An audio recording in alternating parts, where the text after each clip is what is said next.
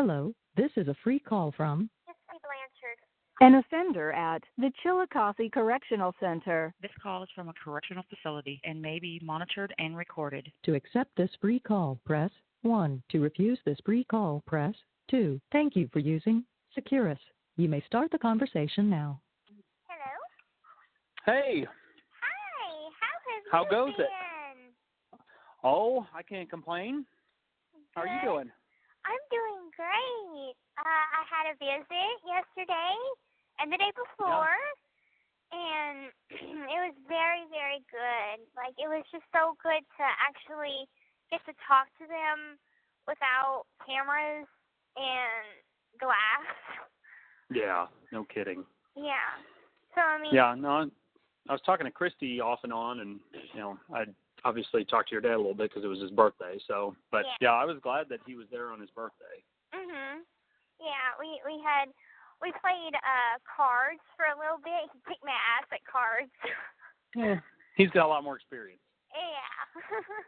And, I mean, there was so much to talk about. It's like we never ran out of things to talk about. Yeah, that's what Kristy said. And they told me how the documentary was, and they said that it was very well put together. Yeah. That there was some things in it that they need to tell me in person rather than on the phone or something, which I'm glad that they did. And I'm like, there was some stuff in there that I guess my grandpa said, so that they want to tell me themselves. Yeah. So they're like, we need you. You need us to be there, holding your hand. And I'm like, God, how bad is it gonna be? But it wasn't that bad. Excuse me. And they said that it starts off with my interrogation interview, and then it goes into some footage of like me and Nick at the bus station. Footage of my cell phone, that in the hotel and stuff like that. I'm like, oh God, I can't believe they put that shit in there. But I'm like, I just want to let y'all know that I was like freaking high, like on pills and shit. So if I sounded not myself, clearly I wasn't. So, and I'm just like, I understand that stuff has to be in there, because I did say that y'all can use any evidence that was presented. But some stuff I really wanted to be kept private, but my case isn't really private. I haven't had any privacy since I got arrested. Right. Yeah. Right. But all in all, they said that, your part of it was wonderful. And I haven't seen it, so. No. Well, May 15th comes out May 15th. Yeah. So. Well, it's because the week of South by Southwest was the same week as our spring break cruise that we take every year. So. Yeah. So I didn't get to go, which was okay, but. Yeah.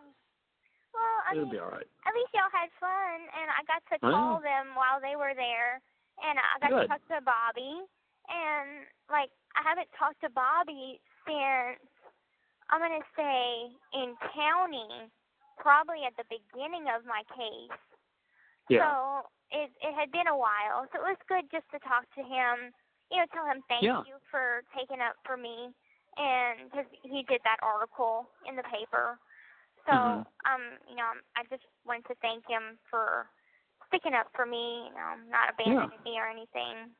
And there's some family drama going on with Claudia and Kristy. I guess Claudia, which is my aunt, if you remember, is mad because she didn't get invited to the premiere of the documentary in Texas. And she's all like, well, you're just a stepmom and stuff like that. And it kind of pisses me off because I'm like, oh, just a stepmom that has been there for me since all this shit happened. Just a stepmom that takes my calls every time I call. She's really, if you would have told me whenever I first met you that I would be this close with them, I would have told you you're crazy. Because I never thought that I could come so close to them and love them as much as I do now. Yeah. So, I mean, she's literally the mom I've always wanted. Well, and Karina, I've talked with Karina about this a bunch of times because, of course, the number one question that I get asked by everybody regarding your case, literally, is how did your dad not know? Or how did your dad not do anything about this? And I pondered on that for a long time because, that's, as a father, I mean, that's a very important question. And honestly, after almost 2 years of knowing your dad, the only answer I can really come up with that makes any sense to me is that your dad is just such a nice person. Like, he personally is just such a nice person that I don't think he could ever wrap his head around that something like that could be going on. Like, it never really entered his mind logically that something like that could be happening. He just couldn't imagine it. It's not something that he could ever do, and so he could never see anybody else doing it. Right. Yeah. And I understand that fully, and it was good because during our visit, I got to ask him questions that I've been wanting to ask him for so long, and I just didn't think that it was the right time, or I was never comfortable with asking it at that time, or it was recorded, or something like that. And so I got to ask him those questions to sort out what was truth and what was lie. Because I know that, my mom told me about their divorce and, me when I was little and just different things that just doesn't make sense with the kind of man that he is that I see now. And so, it's good to get those answers. And, they had questions for me. And I told them some stuff that I'm like, look, I lied about this, and I want to come clean with it. I'm actually doing really well with not lying nowadays. Good. It's actually the complete opposite. I tend to tell the truth about everything, and even stuff that shouldn't be said, I say. Right. So I've come a long ways, and I've come a long ways in both physical and mental and emotional because I've come to understand that what I was going through was abuse, and for so long I wanted to see her as the loving mother that I thought that she was before everything. And I come to realize that, yes, I am a victim in my own right, and that it's not entirely all my fault. I do have a part to play, but I take responsibility for that. Right. And so I'm doing a lot better, and I'm doing great in school, and so I'm getting closer to getting that GED. Good. Once I get that, I can do a lot more other things. Well, the most important thing is, and I imagine your dad would agree with his part in all of this too, is that the older we get, the more we realize the mistakes we made as we were getting older. And I mean, even in your 20s and your 30s and your 40s, when I say this to people all the time, is it's not the mistakes that you make that define who you are. It's how you respond to them, and it's how you grow from them. And, you had a part to play in it. That's true. But that's also tempered by your, basically what you had been through to that point. And so, it's harder to say that you have responsibility to bear when you didn't have the frame of reference. You can't look at it from my perspective, and this was, again, something that was always hard for me to get people to understand, is you can't look at what happened from your perspective. You can't look at that from everybody else's perspective, because we all have a history and a social awareness that you never got. And so, again, the answer is yes, that's part of it, but, and you had a part in it, but you can't you can't hold yourself to the same standard that everybody else would hold themselves to, because you weren't given that. And that's exactly right about what you're saying about the abuse, because that's what your mother took from you that everybody needs to understand, is that you were never brought up to be normal, quote unquote. Right. I mean, you never got, I mean, and somebody at church was asking me about the case and all that. And I said, the thing that you said to me that was the most poignant, meaning the thing that really struck me the most was at the end.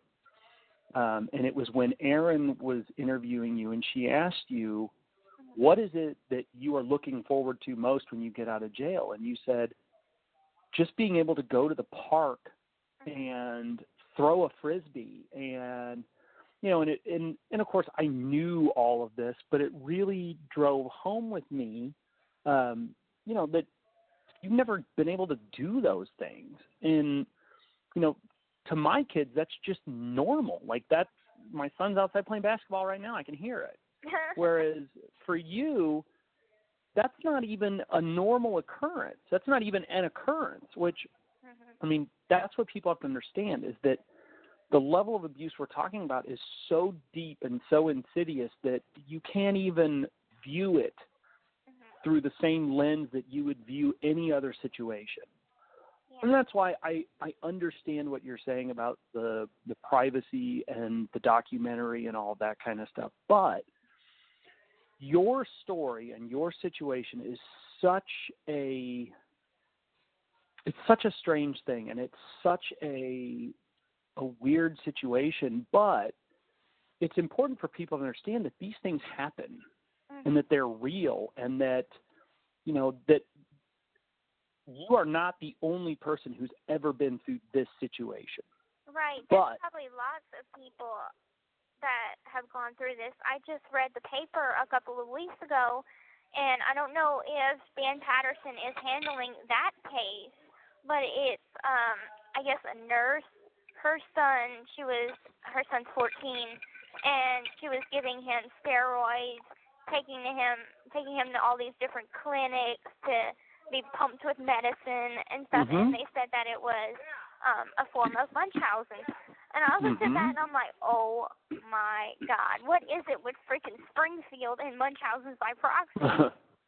Well, and I think it's more common in other places. I mean, your situation is obviously the extreme. I mean, what you went through is something that I think you experience. Maybe, there may only be 2 other cases in the entire country that are in the neighborhood of what we're talking about. But that doesn't mean that it isn't occurring in lesser forms, that people may be more, maybe more sensitive to it, and even just the criminal justice system being more sensitive to it, because it still bugs me that you had to go to prison.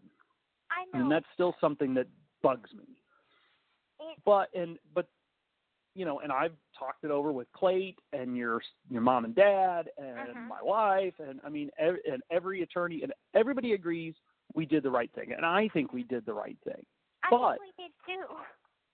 But what I hope is that if this ever, if this happens in the future, that maybe the system will be more sensitive to it, and maybe the next person might be in a better situation. I just things like that. So it makes sense, because I mean, if there's one thing that I hope, is that the justice system can be more aware of this kind of disease, and that it does tend to happen more than we think it does. And before, I think it just kind of slipped under the radar, and it's just something that no one really talks about, and because it doesn't approach itself, it doesn't make itself known that often. Right. So, well, if I can bring awareness to people, that's what I want. And I don't know if Kristy told you about the whole Dr. Oz shit that happened. Oh, my God. Yeah. Well, I mean, I had just wanted to do it so I could bring awareness. I'm so freaking done with my name being out there and myself being out there, because I know I've only done one interview, and that's with Aaron and HBO. Mm-hmm. However, I've been talked about so much by everybody else. It's like I just want to be Gypsy, and I even told Dad that I'm like, at what point, I know we want to secure my future financially. I know we want to bring awareness, but at what point do we decide this is it? We need to stop now, and when do I start being just Gypsy? And we're like, I don't know when that's going to be. And it may be a situation, too, where, because obviously, 6 years from now or whatever, when you're getting close to being released, it's, this is going to come back up again. That's the way news cycles work. And maybe then might be the time. Give yourself a chance to grow and take all of this in and get perspective on all of it before you start getting run through the ringer, because these people are going to be wanting you to explain. And I imagine it's still hard to explain because you're still sorting through what's true and what's not. I mean, that honestly, the hardest part of my job when I was representing you had nothing to do with the law or your case or anything. It was the more than several times that I had to come and tell you that something you understood in your life was false. Yeah, I know. And I mean, basic things like your age, your dad, and to be the person who had to come to you and say, that thing that you understood as a basic tenet of your life for the last 24 years isn't true. It's a complete lie. And that's, as hard as it is for me to tell you that, I can only imagine how hard it is for you to still be accepting all of those things. Like you said, you just had conversations with your dad about how did I from get a correctional facility and may be monitored and recorded. So, give yourself time to let all of that just play out. Don't, I understand, everybody wants to do this, that, and the other thing, but you have to heal. You have to grow. That's what I want. I need to heal.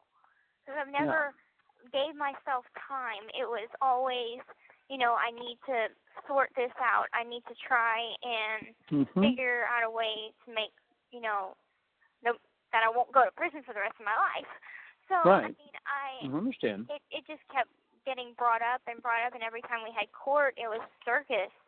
And so, I haven't given myself time. There are times that, I still have nightmares. I think it's a form of trauma. I think I have. It is. I'll remember, I'll just get to thinking about Mom, and I'll remember the sound of her laptop closing. Something simple like that. And I go to sleep that night. And in the morning, I'll have a horrible, gruesome nightmare. Wake up, in a panic to where I'm sobbing and crying. And all I can say is, what have I done? What have I done?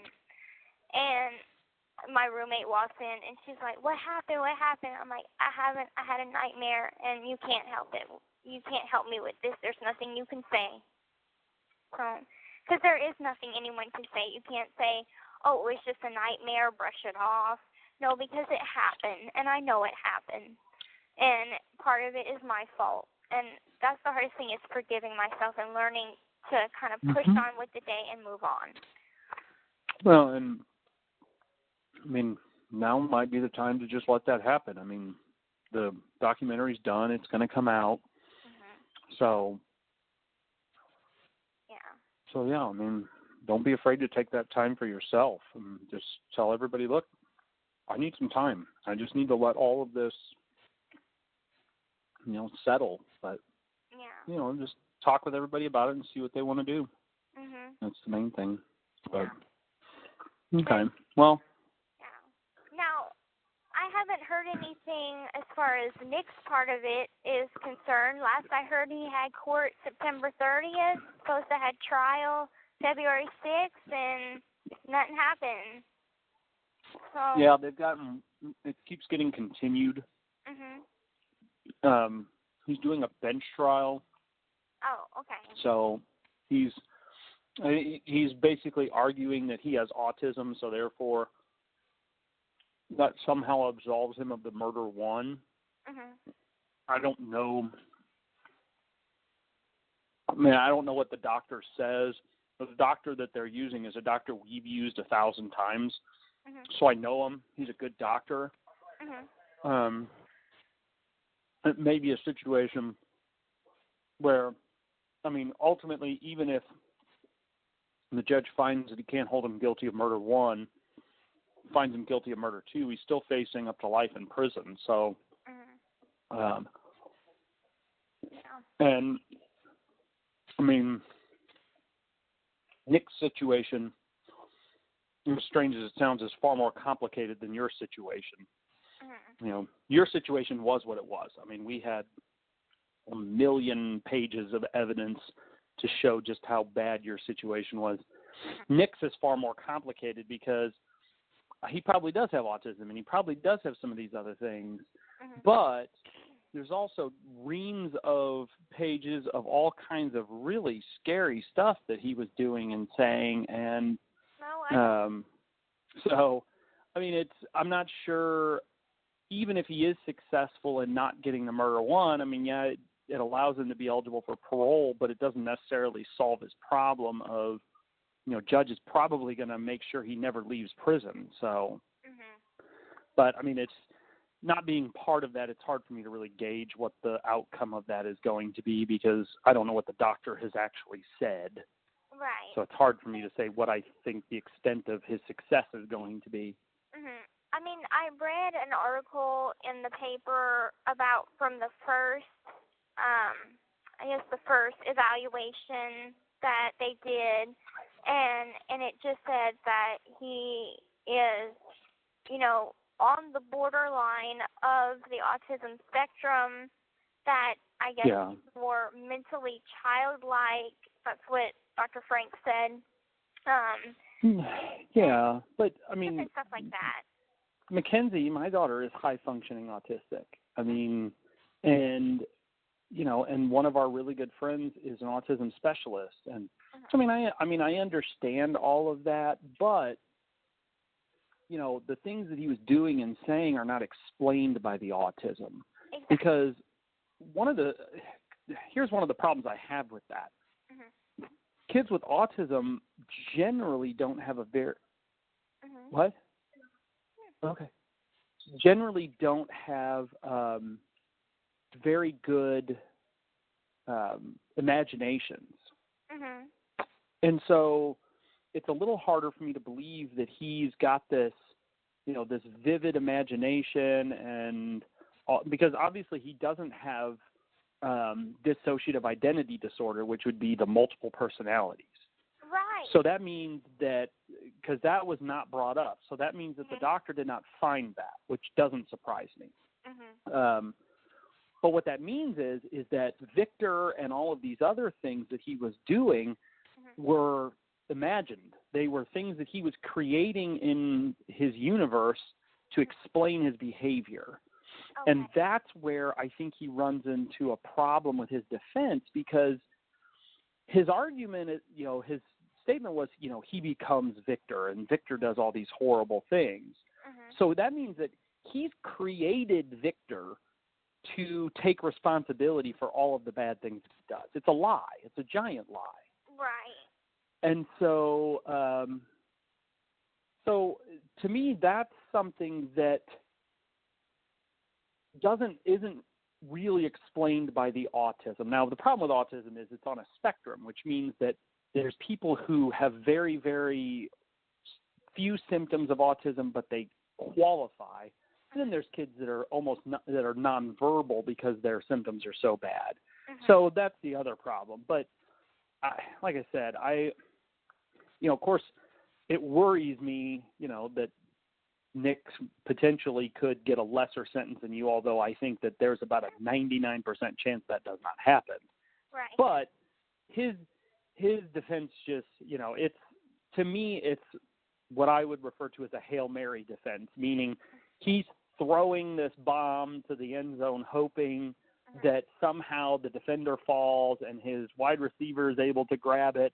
And, I mean, if you throw that ball 100 times, it only works one time. And so it means that his defense attorney has nothing else to go on. Right. So he's going to trial because he has to. And I understand that part of it because you don't plead on a murder one. There's no. We talked about that. So I mean, his attorney is doing what he has to do because he has nothing else to work with. So I honestly think that the likely outcome is that Nick's either going to get found guilty of murder one or Judge Holden is going to find some truth to it, find him guilty of murder two, but then drop life in prison on him. And, I mean, Nick's going to serve a shitload of time. So. Right. Yeah. Well, I mean, I'm just waiting for him to wrap up his part of it. So, because I'm like, I don't know. Dad and Mom want to know if we get the laptop back. You know, the stuff that's in evidence. Because those home movies that I guess Aaron got from the house, we had those transferred onto DVD.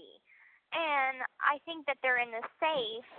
And so I want those back. I want the ring back. The money legally belongs to me because it was the money that Dad was paying Mom for child support for me.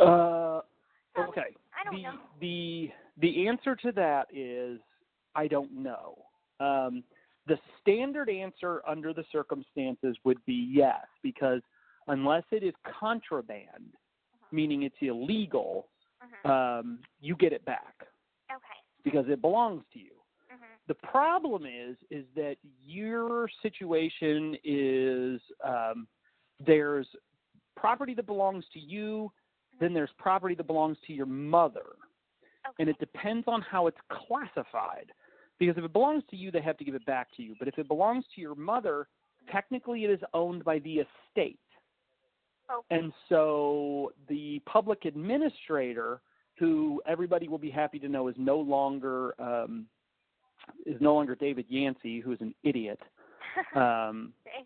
So the answer to the question is I don't know. I think what would probably have to happen is when that situation occurs, your dad should probably talk to an attorney here in Springfield and probably approach the public administrator about that situation.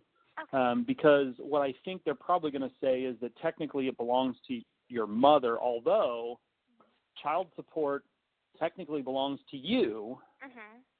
So, I mean, that's why I say I can see some legal gray areas in this that I don't know the answer to or how people are going to handle it. So the answer is yes, that property will be released because it is not contraband, and so they're just holding it for the purposes of the trial.